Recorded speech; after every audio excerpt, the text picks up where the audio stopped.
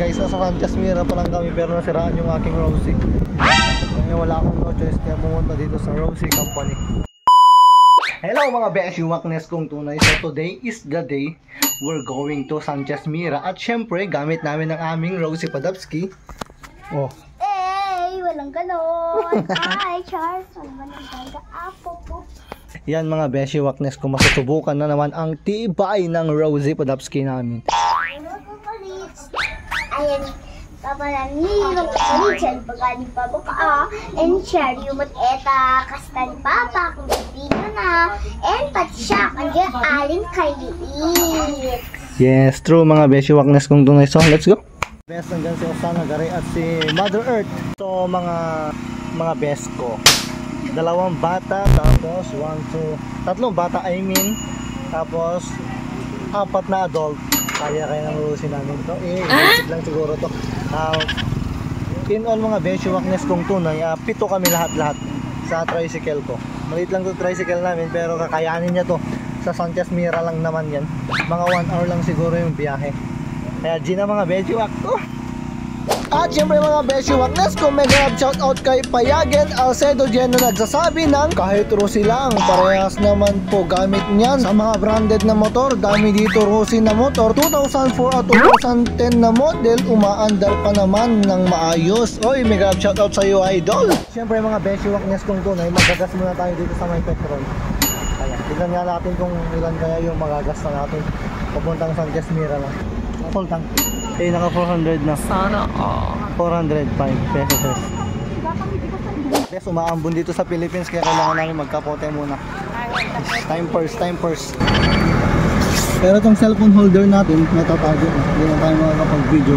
Sorry. Okay, Julie.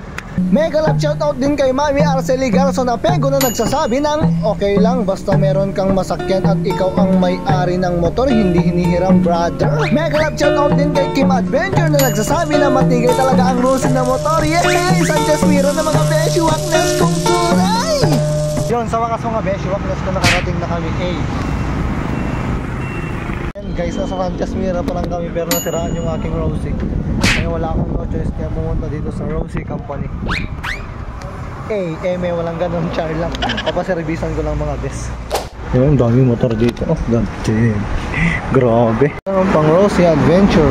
Pinaservisan ko lang dito sa Rosie Sanchez Mira tong motor ko mga beshi waknes ko kasi hindi gumagana yung placer niya. Yung mga passenger ko nga pala mga beshi waknes ko, drinap ko sa harap ng ME. Babalikan ko sila mamaya. Apakaganda naman dito mga best.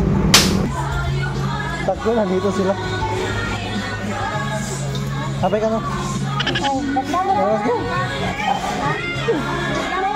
Grabe mga best, meron pa silang paganito. Mogos.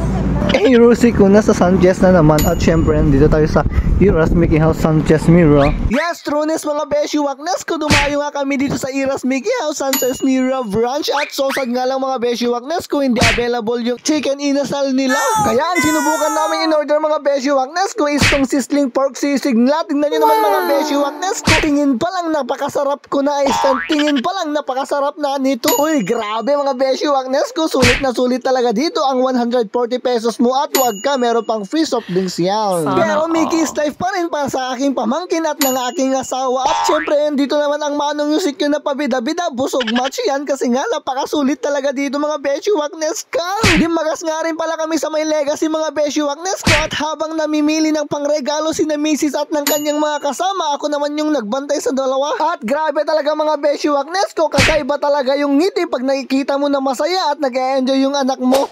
Ayan nga mga beshi waknes kong tunay. Ang grabe ang lakas ng ulan sa Sanchez Mira at sa Pamplona. So nandito kami sa Junction Luna. Walang ulan dito, nakakapote ako. Hindi na ako nakapag-video kanina nang pauwi kami kasi nga maulan. Malapit na kami mga bes. Nairaos naman ng ating Rosie. At yun nga, umulan na nga rin dito sa Pilipinas. At yun nga mga beshi waknes kung tunay, ang daming nangyari sa araw na to. Pero blessed pa rin kami kasi nakauwi kami ng ligtas at masaya. Yun. Ang tanong nga lang mga beshi waknes ko, sa dami nang nangyari kanina, may mangyayari ba mamaya?